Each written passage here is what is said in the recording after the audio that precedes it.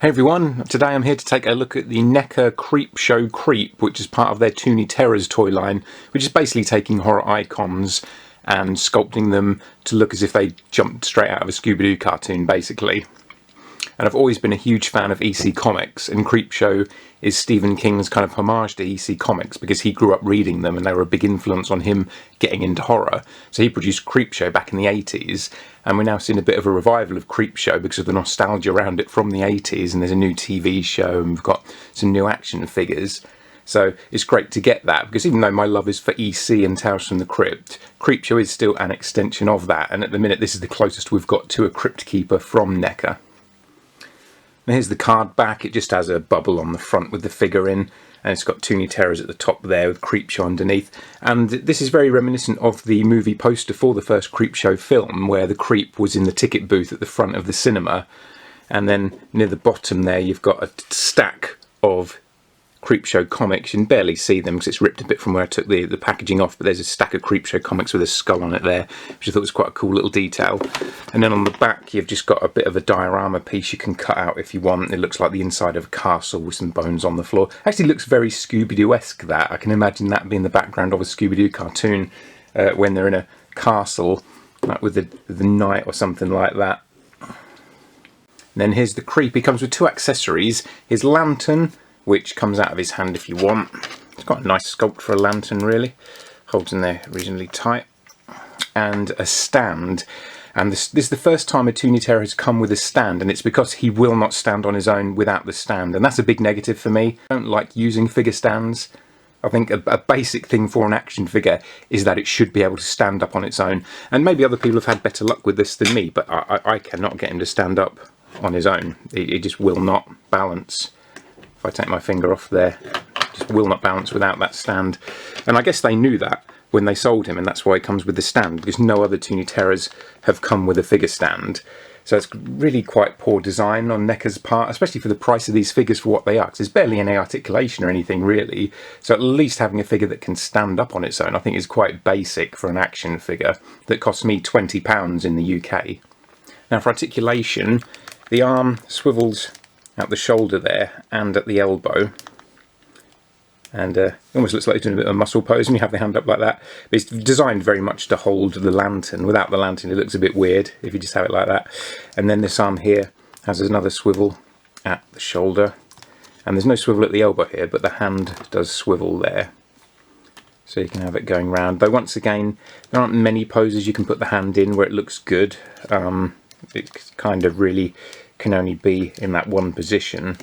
The head is on a ball joint, which very easily pops off on mine. I don't know if anyone else has had this problem. I haven't seen any other reviewers mention this, but mine keeps popping off whenever I try and move the head. So I guess I'm going to have to heat that up and try and get the head to go on there a bit better. But as it is at the minute, it just pops off so easily every time I try and move it. So that's another negative really, which is a shame, because I was really looking forward to this figure because I love the Crypt Keeper, and this is, you know, basically the Crypt Keeper, just a rip-off of him. So just for a bit of a closer look at the articulation there of the elbows and the shoulders, and also kind of at the knee underneath his robe there's a swivel as well. So the feet will swivel there, which doesn't help at all in getting him to balance, but they will move too. So there's a bit of articulation there. It's nice to have, but it's almost useless because of the way he's posed. He's very much in a specific pose that the figure's meant to be in. He does have a really nice face sculpt. This is based more on the way the creep looks in the new TV series rather than the old movie, which does make sense because the TV show is current, so you want merchandise that ties in with that rather than the old movie. But you can see there's quite nice detailing around the gums where his kind of skin is receding away, and you can see his gums and his teeth underneath. Grey hair, sort of dark shadowing under his eyes as well, a rotten look, almost like a bit of a zombie look. And I love the robes on him as well. And then we've got some creasing going down his robes there, and his kind of bony chest sticking out in the middle. And you see there's some more nice detailing on the back with all the creases in the robes and the kind of tattered design along the bottom. And you can see the back of the hood at the top there, just kind of hanging down. Yeah, it's pretty nicely detailed for a relatively simple cartoony looking action figure. Then on the foot here, he's got a bit of flesh missing, which looks kind of cool, but it's painted orange underneath, and I really don't know why they've gone for orange there. It would make more sense if it was red for blood, or kind of a pinky colour like his gums were, but orange just seems really strange to me. Now here are a couple of the other Toony Terrors, Michael Myers and Jason Voorhees, and you can see they're a bit taller than the Creep, which I think is accurate anyway. The Creep was kind of a hunched over, skinny kind of little guy.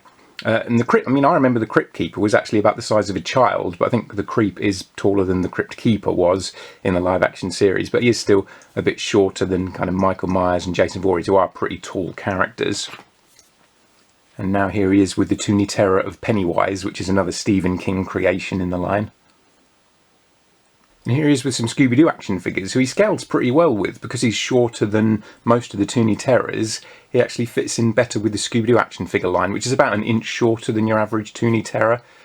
So that's quite nice, because really for me the draw of Toony Terrors is that they fit in with my Scooby-Doo collection, even though they are a little bit on the tall side. But you can excuse that because these characters are kids, and Michael Myers and Jason Voorhees are adults, and they were tall adults anyway. But yeah, the Creep fits in quite nicely with them scale-wise. And here he is with the far more show-accurate, screen-accurate Ultimates figure of the Creep, which is, it's got a really nice sculpt on it, but I'm just not a fan of cloth goods on action figures. I think they look quite cheap. I like that this one has the sculpted robes, but I also understand that robes are a very difficult thing to put on a fully articulated action figure, so it'd be kind of unavoidable really to use cloth goods on this one, but I do like the look of the sculpted plastic robes more on the Toony Terrors version. And I think the cartoon version just kind of suits the character. I mean, he did appear as a cartoon in the TV series and the old movie in a few segments. I also prefer the brown robes over the sort of white creamy robes of the Ultimates figure. And here he is with the old Tales from the Crypt Keeper action figure, which even though it was in the Tales from the Crypt Keeper cartoon toy line, was actually designed based on how he looked in the live action series. And I think this is because originally the cartoon was going to be presented by the live action puppet, but they decided it would be a bit too scary for kids, so they decided to design an animated version. But the toy line may have gone into production before that decision was made. So I think that may be why we got the live action design of the Crypt Keeper in the toy line rather than the cartoon design, which would have kind of made more sense considering the toy line was based on the cartoon.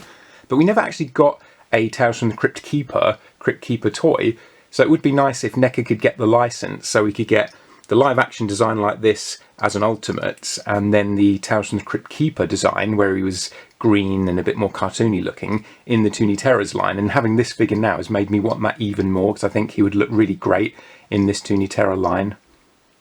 And these two scale pretty good together as well. They don't really work together so much though, because this one is based on the puppet, so it's just, he hasn't got a cartoony look to him that fits with this Creep.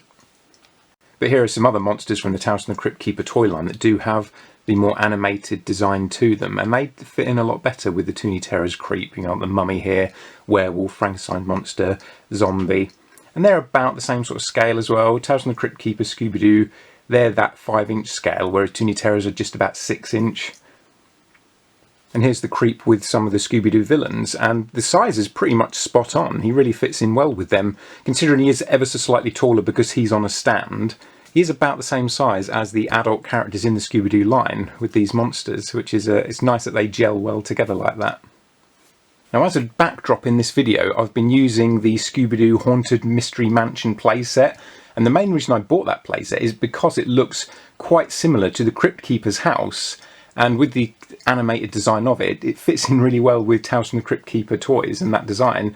And I think it looks quite good with the Creep here as well.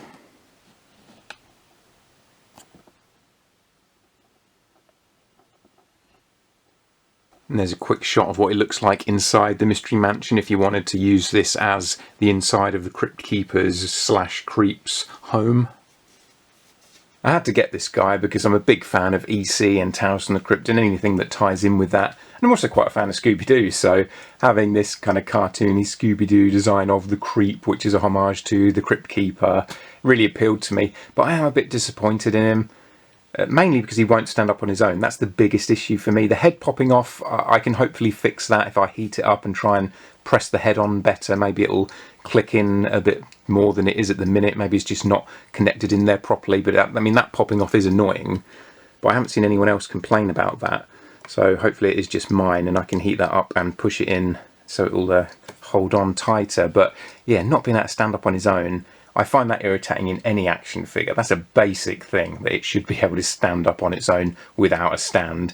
And it's annoying because the stand gets in the way. In this video where I've made comparisons with other action figures, it's hard to get them as close to him as I want because the stand gets in the way, because it's a really big stand, actually, for a reasonably thin little figure. And so it stops the figures from being able to pose as well together as I want when I'm taking photos or just having them posed on the shelf. I'm really hoping now that NECA gets the rights to Tales from the Crypt. And I've seen a lot of people say the same thing. I think anyone who's a fan of Creepshow is probably a fan of Tales from the Crypt as well.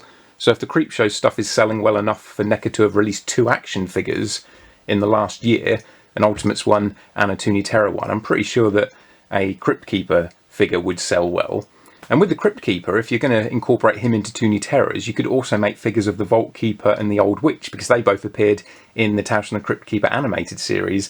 I always thought it was funny how the Creep was based on the Crypt Keeper, but they changed his design to make him look more like a corpse, whereas the original Crypt Keeper in the comics didn't. He just looked like kind of an old man.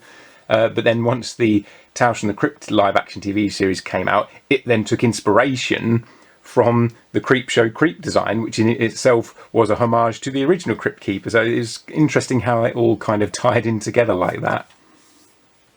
So thanks for watching, everybody, and I'll catch you in the next video.